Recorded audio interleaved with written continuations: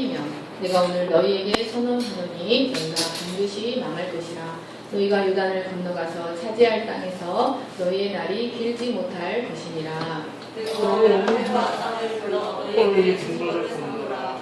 내가 생명과 사망과 복과 저주를 내 앞에 두었은즉 누가 너희 자손이 살기 위하여 생명을 택하고 그네 하나님 여호와를 사랑하고 그의 생명을 순종하며 또 그를 의지하라. 그는 내 생명이시요 내 장이시니 너가 불쌍하게 주상 아브라함과 이삭과 야곱에게 주리라고 맹세하신 땅에 내가 얹혀주리라. 아멘. 이 시간 예배하고 오신 여러분을 진심으로 환영하고 축복합니다.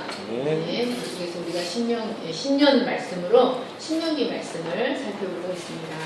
사랑하는 여러분, 오늘 말씀이 사랑하는 여러분에게 하나님의 음성이 되기를 간절히 축원합니다. 아멘. 동인 집사님이 기도할 때 목사님을 통해 증거되는 말씀을 하나님의 음성으로 들을 수 있도록 이렇게 기도했는데, 사랑하는 여러분, 하나님의 말씀이 축복의 말씀만 선별해서 선택해서 듣는 것이 아니라 경계의 말씀도 하나님의 말씀으로 들어야 합니다.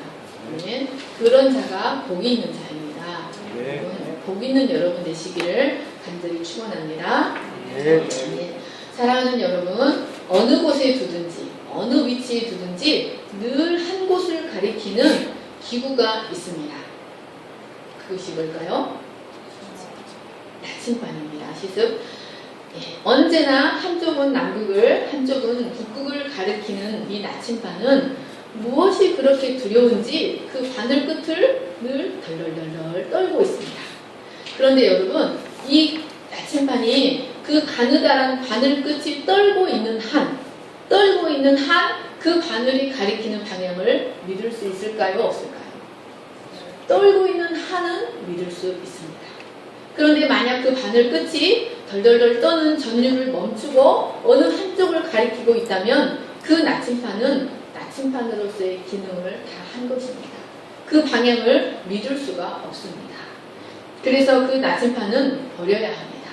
그러나 그 바늘 끝을 떨고 있는 한은 그 나침반을 믿을 수 있습니다. 그래서 그 나침반이 가리키는 대로 가면 됩니다. 사랑하는 여러분, 가정이든 교회든 직장이든 어느 모임에서든지 반드시 있어야 할 한 사람이 있습니다. 바로 나침반 같은 사람입니다. 하나님을 경외하여서 늘 하나님 앞에서 두려워 떠는 사람. 그 눈은 항상 하나님의 보좌를 바라보고 변함없이 하나님의 보좌를 가리키며 하나님 앞에 떨고 있는 그런 사람이 있는 가정, 그런 사람이 있는 교회는 복이 있는 가정이요, 복이 있는 교회입니다. 그런 가정에는 하나님의 은총과 돌보심의 은혜가 있습니다. 그래서 자녀들이 세상 길로 엇나갔다가도 나침반처럼 변함없이 하나님 앞에 떨고 서 있는 어머니를 바라보고 반드시 제자리로 돌아오게 되어 있습니다. 그렇지 않습니까? 지수 자매님? 우리 지수도 실컷 놀고 엄마도 실컷 놀고 지수는 실컷 놀면서 엄마도 실컷 놀기를 원할까요? 자기는 놀면서 엄마만은 하나님 앞에 나침반처럼 두렵고 떨림으로 바르게 서 있기를 원합니다. 네. 여러분, 우리 수은 집사님이 자기 마음대로 살아도 너만은 가정을 지키며 나침반처럼 덜덜덜 하나님 앞에 떨고 있으라고 우리 창민이가 말합니다. 부인만은 하나님 앞에서 덜덜덜 떨고 하나님만을 바라보며 서 있기를 원합니다. 네. 사랑하는 여러분, 성도들이 일주일 동안 육을 따라 살았다가도 그런 목사, 그런 목장님을 바라보고 하나님 앞에 다시 옷깃을 여미는 교회가 복된 교회입니다. 떨고 있는 나침반에 바늘을 믿어도 되는 것처럼 하나님 앞에 떨고 있는 사람의 결정과 행동은 믿을 수 있습니다. 그러나 하나님 앞에서 떨기를 멈추면 그가 하는 일을 믿을 수가 없습니다. 저는 지난주에 졸업 가운을 맞추고 이제 이것저것 일을 보느라 서울에 갔다가 이민기 목사님 댁에서 하루 머물며 사모님과 긴 밤을 교제를 하게 되었습니다. 이런저런 교제를 하다가 어려운 문제들을 기도 부탁을 하게 되었습니다.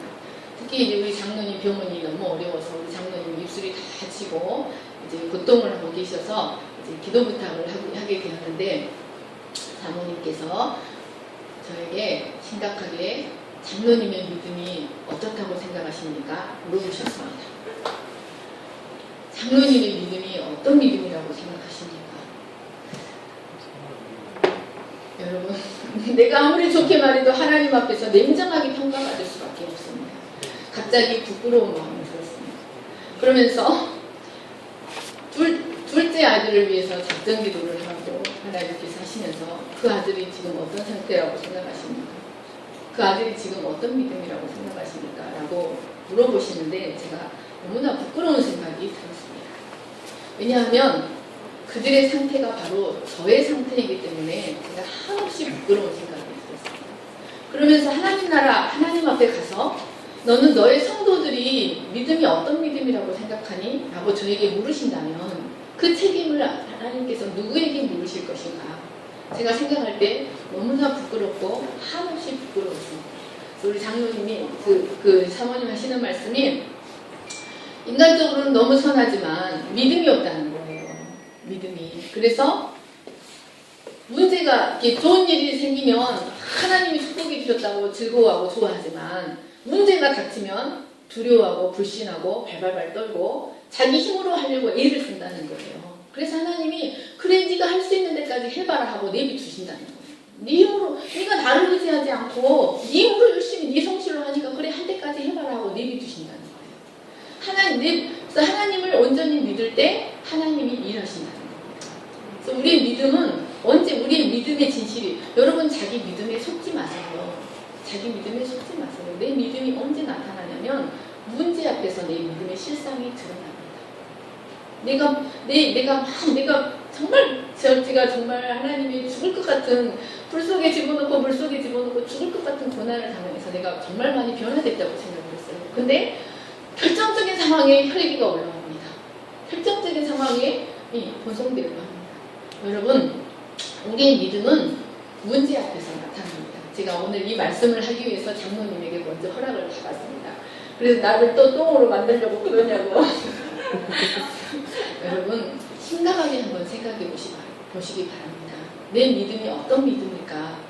하나님 앞에서 한번 깊게 생각해 보시기 바랍니다. 저는 하나님 앞에 가서 너의 성도들의 믿음이 어떤 상태라고 생각하니? 라고 물으신다고 생각할 때 너무나 부끄럽고 너무나 두렵고 너무나 떨렸습니다. 사랑하는 여러분, 하나님을 올바르게 배우시기를 간절히 축원합니다. 요즘은 교회가 너무 많아서 여러분 단상에서 책망을 하면 다른 교회로 가면 되니까 기분 나쁜 말 하면 교회로 얼마든지 오라고 하니까 여러분 교회가 얼마나 많습니까?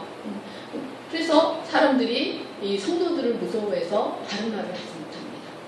책망의 말을 하지 못하고 경계의 말을 권고의 말을 하지 못합니다. 좀 따뜻하게 들어주세요. 사랑하는 여러분, 하나님을 경외하시기를 간절히 축원합니다. 사랑하는 여러분, 모든 상황에서 믿음으로 살 것을 선택하시는 여러분들 되시기를 간절히 축원합니다. 그래서 2016년은 저와 여러분이 변함없이 나침반처럼 하나님 앞에 떨며 서 있는 사람들이 될 수 있기를 간절히 축원합니다. 아멘. 오늘 말씀은 계속해서 가나안 입성을 앞둔 이스라엘을 향하여 모세가 전한 말씀입니다. 이스라엘은 출애굽한 지 40년 만에 드디어 가나안 접경에 도착하게 되었습니다. 이스라엘은 이제 약속의 땅에 들어가서 살 것을 생각하면 마음이 너무나 흥분이 되었을 것입니다. 그들의 기대와 흥분이 얼마나 컸을지 한번 상상해 보시기 바랍니다. 이리저리 돌아다니던 유랑 생활을 이제 마치고 정착된 땅에서 안정된 주택을 지어서 하루하루 계획된 생활을 하고 분배받은 땅에서 농사를 짓고 밤이면 사막의 장막이 아닌 따뜻한 주택에서 잠을 자고 아이들은 예쁜 옷을 지어 입혀서 안식일이면 손을 잡고 성전에 나가 예배를 드릴 생각을 하면 얼마나 행복했겠습니까? 그들은 온갖 기대감으로 가득 찼을 것입니다. 그러나 사랑하는 여러분, 이것은 이스라엘만의 소원이 아니었습니다. 그것은 하나님의 마음도 마찬가지였습니다. 하나님도 그들의 행복을 간절히 원하셨습니다. 그래서 그들의 오랜 집지 생활을 이제 마감하게 하시고 적과 꿀이 흐르는 땅에서 아름다운 삶을 살 수 있도록 반복해서 약속하여 주셨습니다. 우리가 지난주 살펴보았던 여호수아서 8장 말씀은 이스라엘에게 약속하신 가나안 복지에서의 행복한 삶을 위해서 하나님께서 행하신 마지막 작업이라고 할 수 있습니다. 여호수아는 모세가 명령한 대로 이스라엘 부족을 6부족씩 나누어서 에발산과 그리심산에 세웠습니다. 그리고 그리심산에 있는 이스라엘을 향하여서 큰 소리로 외쳤습니다. 누구든지 하나님의 말씀을 청종하고 여호와를 사랑하며 마음을 다하고 뜻을 다하고 성품을 다하여 하나님을 섬기면 이 그리심산과 같이 아침 해가 떠오르는 축복을 받을 것이요 너희 생에 물줄기가 있어서 초목이 무성하고 풍족하게 되리라. 아멘. 그러면 모든 백성이 아멘 하고 화답하였습니다. 또 여호수아는 반대편에 서 있는 이스라엘을 향하여서는 이렇게 외쳤습니다. 누구든지 하나님의 말씀을 순종치 아니하고 우상을 섬기거나 다른 신을 섬기면 이 에발산과 같이 해가 질 것이요 이 땅과 같이 물이 없는 벌거숭이 황폐한 땅이 될 것이다. 왜 아멘 안 하십니까? 이 소리를 듣고 에발산에 서 있는 백성들도 아멘 그렇게 될 것입니다 라고 큰 소리로 화답하였습니다. 사랑하는 여러분, 하나님께서 이렇게까지 그리심산과 에발산에서 하나님의 축복과 저주를 번갈아 선포하게 하시고 큰 소리로 아멘 하도록 하신 데에는 매우 중요한 영적 의미가 있습니다. 그것은 약속의 땅에서의 축복과 저주가 바로 그들의 선택에 달려있다는 것을 가르쳐 주시기 위함이었습니다. 약속의 땅에 들어갔다고 해서 무조건 축복을 누릴 수 있는 것이 아니라는 말씀입니다. 그들의 선택에 달려있다는 것을 가르쳐 주고자 하셨습니다. 사랑하는 여러분, 이것은 우리도 마찬가지입니다. 우리가 큰 은혜로 하나님의 언약 백성이 되었지만 이 이후의 삶, 우리의 인생이 빛이 나거나 우리의 인생이 그늘지게 되는 것은 바로 나의 선택에 달려 있습니다. 19절 말씀 저와 여러분이 교독하겠습니다. 제가 먼저 읽겠습니다. 내가 오늘 하늘과 땅을 불러 너희에게 증거를 삼노라. 내가 생명과 사망과 복과 저주를 내 앞에 두었은즉 너와 내 자손이 살기 위하여 생명을 택하고 내 하나님 여호와를 사랑하고 그의 말씀을 청종하며 그도 그를 의지하라. 그는 내 생명이시오 내 장수이시니 여호와께서 내 조상 아브라함과 이삭과 야곱에게 주리라고 맹세하신 땅에 내가 거주하리라. 내가 오늘 복과 저주를 너희 앞에 두나니 너희가 만일 내가 오늘 너희에게 명하는 너희의 하나님 여호와의 명령을 들으면 복이 될 것이요 너희가 만일 내가 오늘 너희에게 명령하는 28절입니다. 너희가 만일 내가 오늘 너희에게 명령하는 도에서 돌이켜 떠나 너희의 하나님 여호와의 명령을 듣지 아니하고 내가 못하던 다른 신들을 따르면 저주를 받으리라. 아멘. 사랑하는 여러분, 이 말씀은 장차 이스라엘이 하나님의 명령에 불순종하면 하나님께서 그들을 저주하실 것이라는 말씀이 아닙니다. 이 말씀은 이미 복과 저주가 이미 놓여 있다는 것을 의미합니다.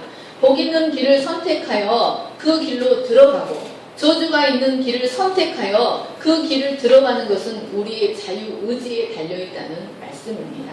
이미 놓여 있는 길을 내가 선택해서 들어간다는 말씀입니다. 사랑하는 여러분, 하나님은 우리 인간을 철저하게 인격적인 존재로 지으셨습니다. 그리고 철저하게 인격적으로 행하기를 원하십니다.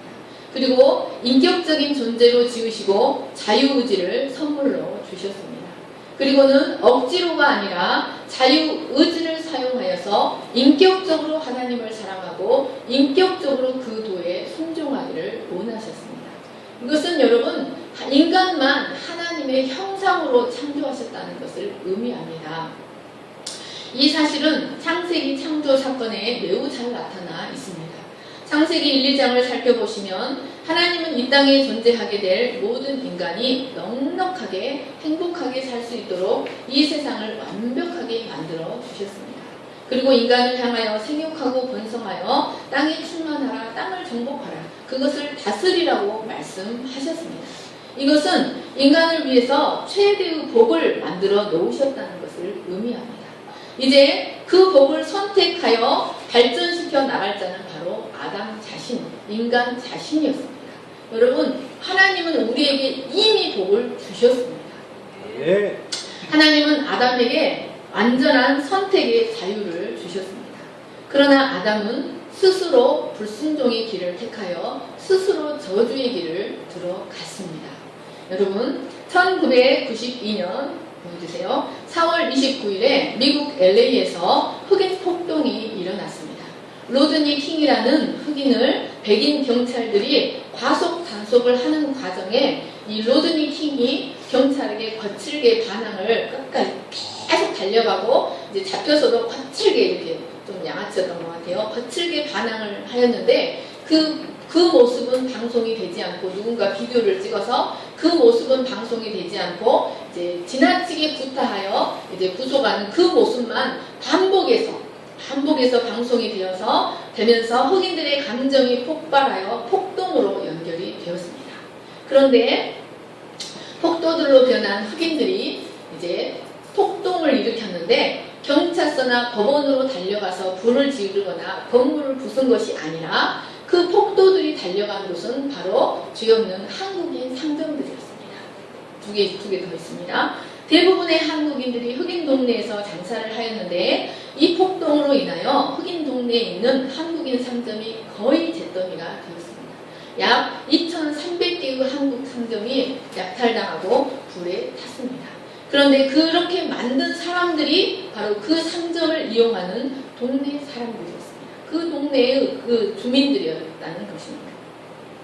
약 3일간 흑인 폭동이 일어났는데 여러분 그 결과가 무엇이었을까요? 흑인들은 그 폭동이 끝난 다음날 아침 그들은 자신들의 생활의 터전을 잃어버렸다는 사실을 발견하였습니다. 어린 자녀들을 먹일 우유를 사와야 하는데 그 가게들이 다 잿더미가 되어버렸기 때문에 자기들 손으로 슈퍼마켓을 다 불질러 버렸으니 그들은 우유를 사러 100리 이상을 걸어 나가야만 했습니다. 그들은 자기 몸을 자기 스스로 돌로 내리친 격이 된 것이었습니다. 그래서 그들은 그 다음날부터 죽는다고 아우성을 쳤습니다. 급기야 한 흑인 지도자가 TV 방송국에 나와 이렇게 말했습니다. 1960년대 초까지 우리 흑인들 사회는 유대인들이 들어와서 상점을 운영하여 이만큼 편리하고 발전하게 되었습니다. 그런데 왓츠 폭동이 일어난 후에 유대인들은 이곳에서는 더 이상 살기 어렵다고 판단하고 차츰 우리의 곁을 다 떠나버리고 말았습니다. 그래서 우리는 매일 곤란을 겪어왔는데 1970년대 초부터 유대인들이 떠난 자리에 한국인들이 들어와서 우리와 함께 살아주고 상점을 열어주므로 우리는 지금까지 편리하게 살아왔습니다. 이제 한국인들이 떠나면 이곳에 다시 들어올 사람은 아무도 없습니다. 모두 우리가 저지른 죄입니다.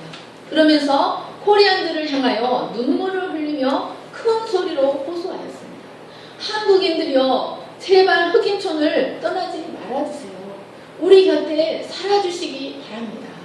그리고는 흑인들을 향하여는 우리는 우리 손으로 우리 몸을 불틀었습니다.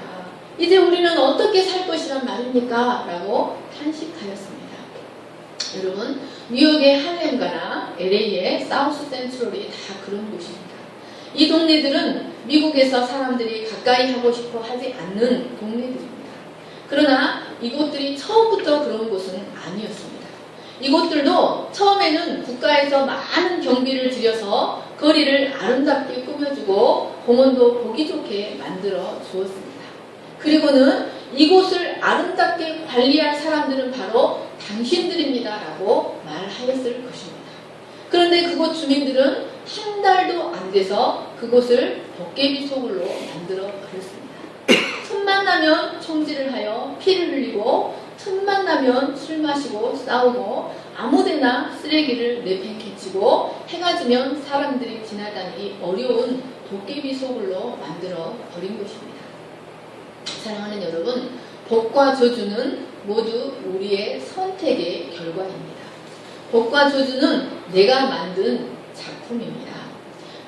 우리는 하나님께서 복된 곳으로 마련해 주신 우리의 가정과 우리의 교회를 복된 존재로 만들어 주신 내 자신을 잘 관리해야 합니다. 여러분, 우리는 함께 복된 것, 선한 것을 선택하는 법을 배워야 합니다. 그래서 내가 내 자신을 복된 존재로 바꾸어야 하고, 내가 있는 곳을 하나님의 복이 충만히 임한 곳으로, 하나님의 복을 충만히 누리는 곳으로 내가 만들어 가야 합니다. 그래서 누구나 보고 기뻐하는 가정, 흠모하는 가정, 누구나 한번 가보고 싶어하는 교회로 우리 자신이 만들어 가야 합니다. 여러분, 그것은 우리 스스로가 매 순간순간 무엇을 선택하느냐에 달려 있습니다. 여러분, 순간순간의 선택, 매일매일의 선택은 우리의 운명을 결정합니다. 아브라함과 롯을 한번 생각해 보시기 바랍니다. 그들의 순간의 선택은 그들의 영원한 운명을 결정했습니다.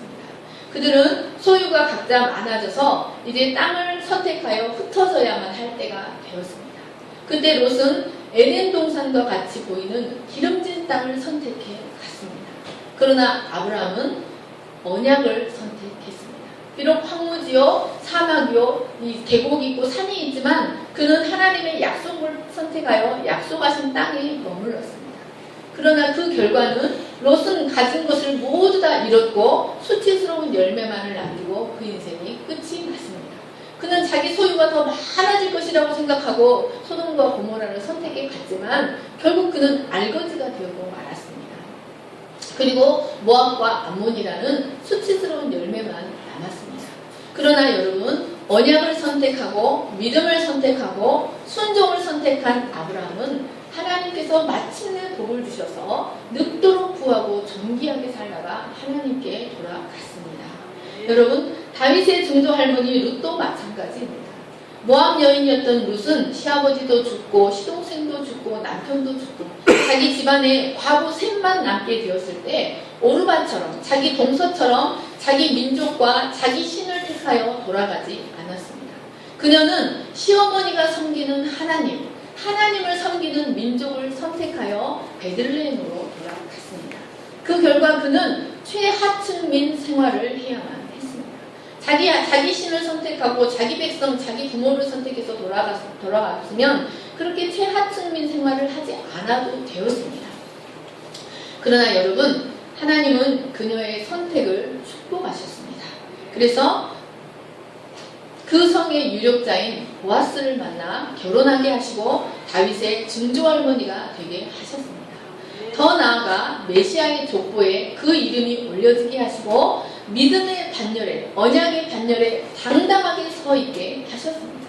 모압 여인이 그 믿음의 반열에, 메시아의 반열에 당당히 부끄럽지 않게 당당하게 서 있을 수 있도록 그녀의 선택을 축복해 주셨습니다. 사랑하는 여러분, 하나님은 어떠한 방식으로든지 믿음의 선택을 하는 자들을 축복해 주십니다. 어떠한 방식으로든 믿음의 선택에 대한 결과를 책임져 주신다는 사실을 기억하시기를 간절히 축원합니다.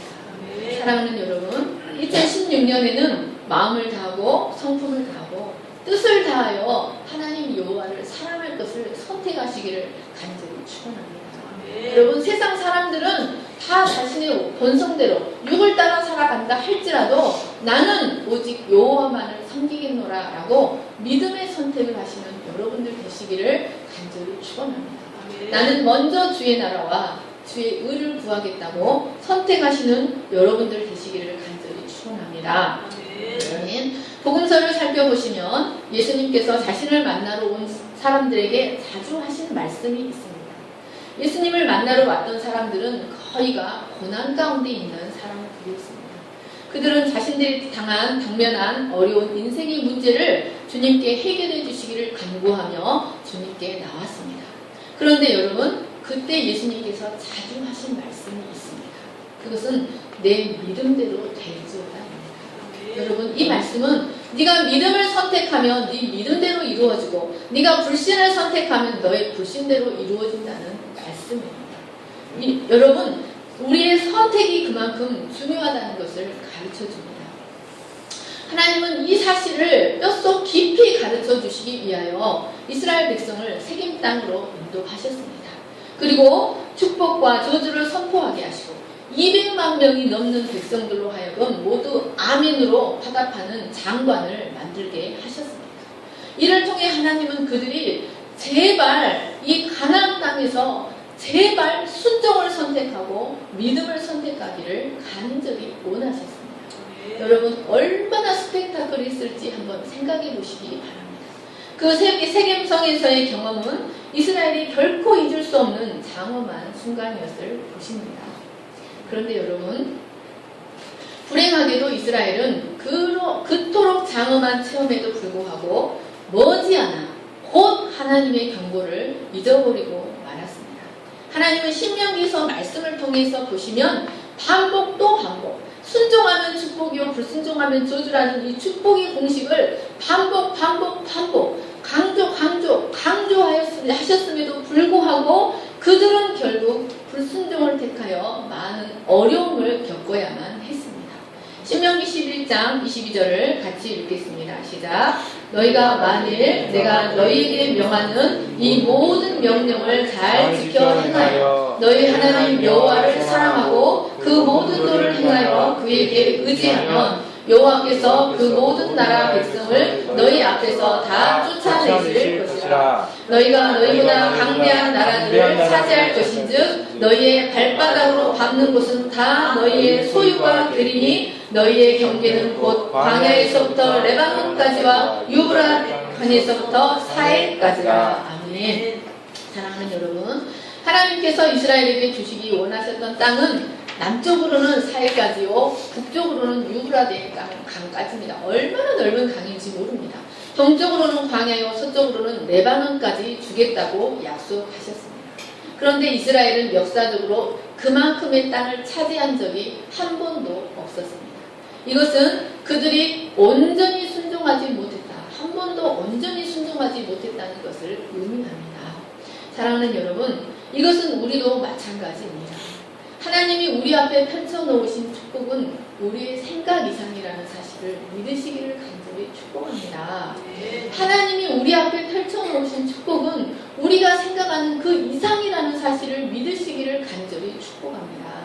그러나 많은 사람들이 온전히 순종하지 못함으로 인하여 그 모든 것들을 놓치는 경우가 허다합니다. 사랑하는 여러분, 그러면 왜 이스라엘은 또 우리는 왜 도대체 우리 자신을 위하여 선을 택할 줄 모르고 우리 자신을 위하여 온전히 순종하는 법을 배우지 못했을까요? 그것은 바로 우리 마음의 완고함 때문입니다.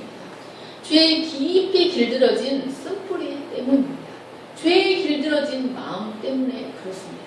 신명기 29장 2절에서 4절을 제가 읽겠습니다. 모세가 온 이스라엘을 소집하고 그들에게 이르되 여호와께서 애굽 땅에서 너희 목전에 바로와 그의 모든 신하와 그의 온 땅에 행하신 모든 일을 너희가 보았나니 곧 큰 시험과 이적과 큰 기사를 내 눈으로 보았느니라.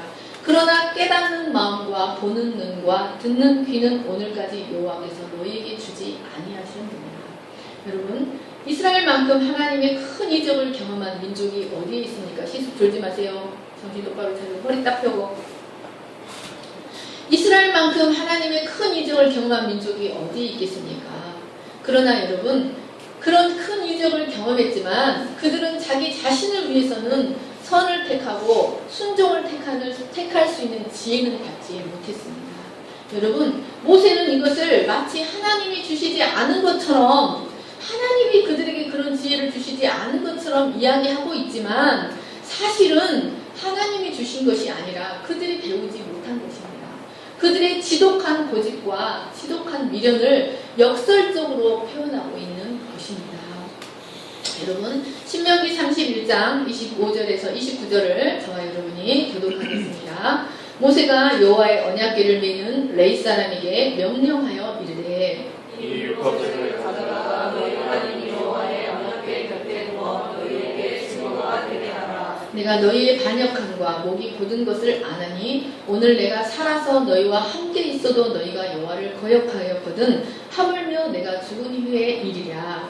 너희 집과 모든 장로와 관리들을 내 앞에 모으라. 내가 이 말씀을 그들의 귀에 들려주고 그들에게 합리화함을 증거로 삼으리라. 내가 알거니와 내가 죽은 후에 너희가 스스로 부패하여 너희에게 명령한 길을 떠나 여호와의 목전에 악을 행하여 너희의 손으로 하는 일로 그를 경록케 함으로 너희가 후일에 재앙을 당하리라 하니라.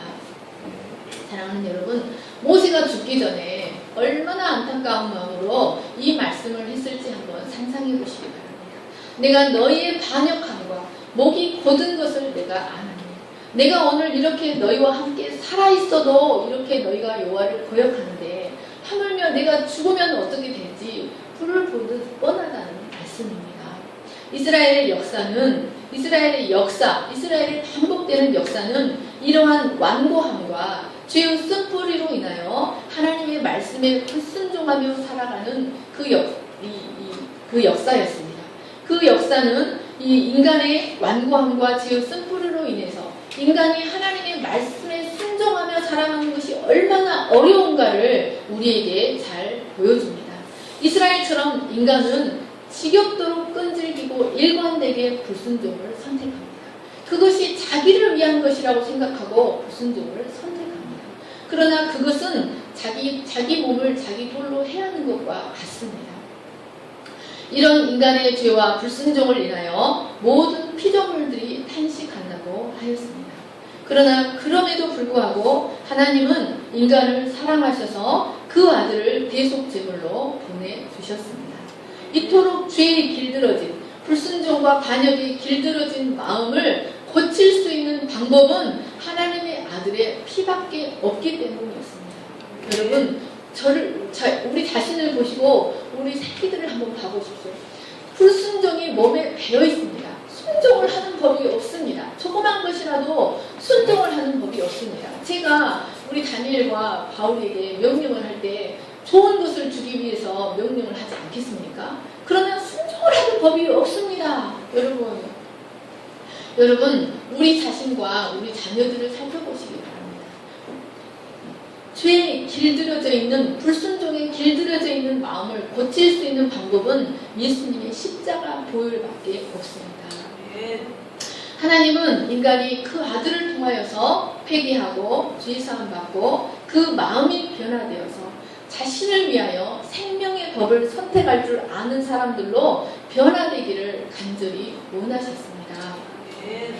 신명기 30장 6절에서 8절을 같이 읽겠습니다. 시작. 내 하나님 여호와께서 내 마음과 내 자손의 마음에 할례를 베푸사 너로 마음을 다하며 뜻을 다하여 내 하나님 여호와를 사랑하게 하사 너로 생명을 얻게 할 것이며 내 하나님 여호와께서 내 적군과 너를 미워하고 핍박하는 자에게 이 모든 저주를 내리게 하시리니 너는 돌아와 다시 여호와의 말씀을 청종하고 내가 오늘 내게 명령하는 그 모든 명령을 행할 것이라. 아멘. 사랑하는 여러분, 제 발이 제가 이렇게 단상에 이렇게 뻑뻑뻑 나온 것을 이렇게 두고 있거든요. 왜냐하면 발바닥이 너무 딱딱해서 이렇게 아파요. 발바닥이 막 딱딱하게 굳어가니까 아파서 그거를 이제 꾹꾹 지압을 하려고 이렇게 놓는데 다른 분들은 발바닥이 부들부들해서 이게 아파서 다 뺍니다. 이렇게 밟고 있으면.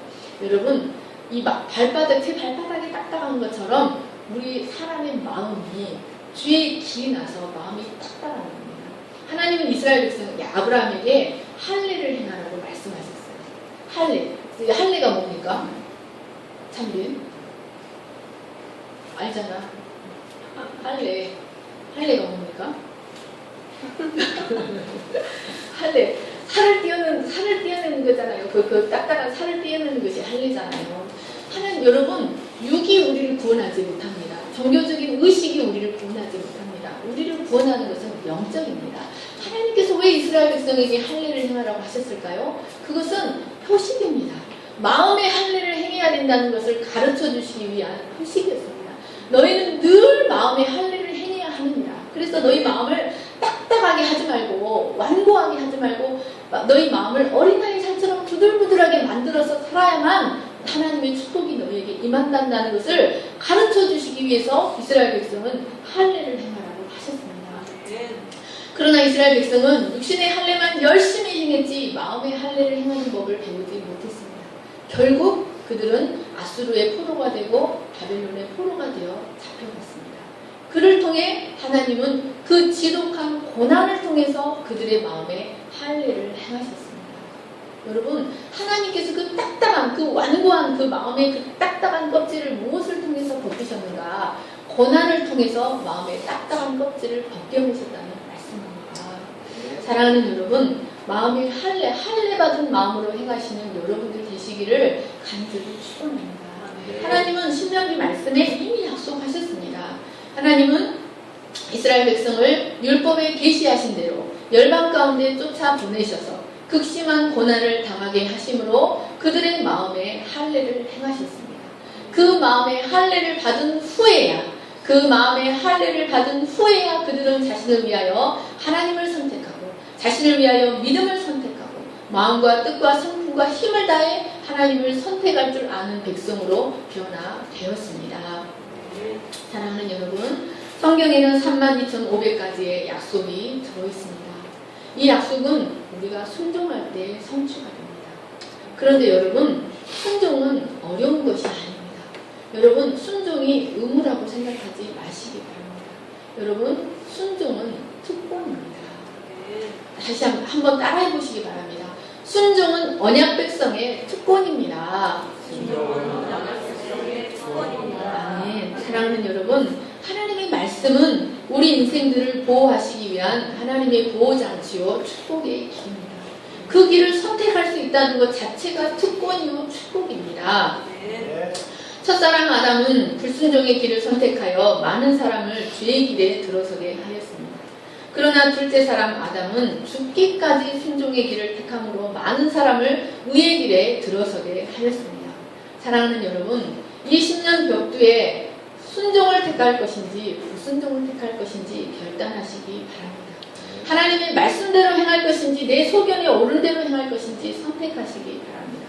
육을 따라 살 것인지 영을 따라 살 것인지 선택하시기 바랍니다. 여러분, 손님으로 살 것인지 주인으로 살 것인지 선택하시기 바랍니다.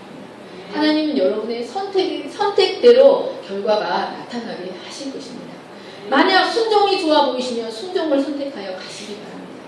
만약 불순종이 좋아 보이시면 불순종을 선택하여 그 길을 가시기 바랍니다. 사랑하는 여러분, 순종의 길이 축복의 기름을 믿으시고 정과 영을 십자가에 못 박고 순종의 길을 선택해 가시는 저와 여러분이 되시기를 간절히 축원합니다. 여러분, 여호수아처럼, 저와 여러분이 여호수아처럼 나와 내 집은 여호와만을 섬기겠나라고 단호하게 결단하시는 여러분들 되시기를 간절히 축원합니다. 네, 제가 기도하겠습니다. 그러므로 이제는 여호와를 경외하며 온전함과 진실함으로 그를 섬기라. 너희 조상들이 강 저쪽과 애굽에서 섬기던 신들을 치워버리고 여호와만을 섬기라. 만일 여호와를 섬기는 것이 너희에게 좋지 않게 보이거든 너희 조상들이 강 저쪽에서 섬기던 신들이든지 또는 너희가 거주하는 땅에 있는 아모리 족속의 신들이든지 너희가 섬길 자를 오늘 택하라. 오직 나와 내 집은 여호와를 섬기겠노라.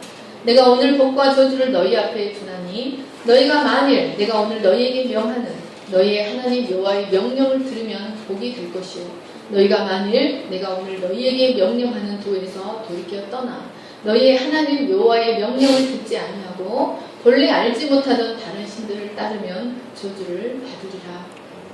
사랑과 은혜가 풍성하신 하나님 아버지, 육체의 연습도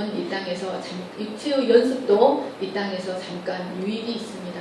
그러나 진실로 우리에게 유익이 있는 것은 영생을 위한 유익은 경건에 이르는 훈련입니다. 하나님, 우리 마음이 하나님 앞에 의를 선택하고 순종을 선택하고 믿음을 선택하는 것에 연단되게 하여 주시기를 간절히 기도합니다. 하나님 아버지, 대를 이어 하나님 불순종하고 죄의 길을 선택하고 자신을 위하여 육을 선택하는 것에 길들여 있는 우리의 마음에 할례받게 하여 주시기를 간절히 기도합니다. 그래서 어떤 상황이 오든지 믿음을 선택하고 어떤 상황이 오든지 진실로 자기 자신을 위하여 순종을 선택하고 어떤 상황이 오든지 진실을 선택하고 겸손을 선택하는 복된 믿음의 사람들이 되게 하여 주시기를 간절히 기도합니다. 그래서 하나님, 실로 하나님, 우리가 세상 가운데 높이 세워져서 하나님 열방으로부터 실로 탁월한 민족이라 탁월한 하나님의 백성이라고 칭찬받는 자들로 세워지게 하여 주시기를 간절히 기도합니다. 하나님, 우리가 하나님을 선택하고 믿음을 선택하고 선을 선택하는 것에 익숙하지 않지만 하나님 우리의 육체를 복종시켜서 하나님 믿음을 선택하는 저희가 되게 하여 주시기를 간절히 기도합니다. 감사하며 거룩하신 예수님의 이름으로 기도하였습니다. 아멘. 십자가 그 사람 찬송하십니다.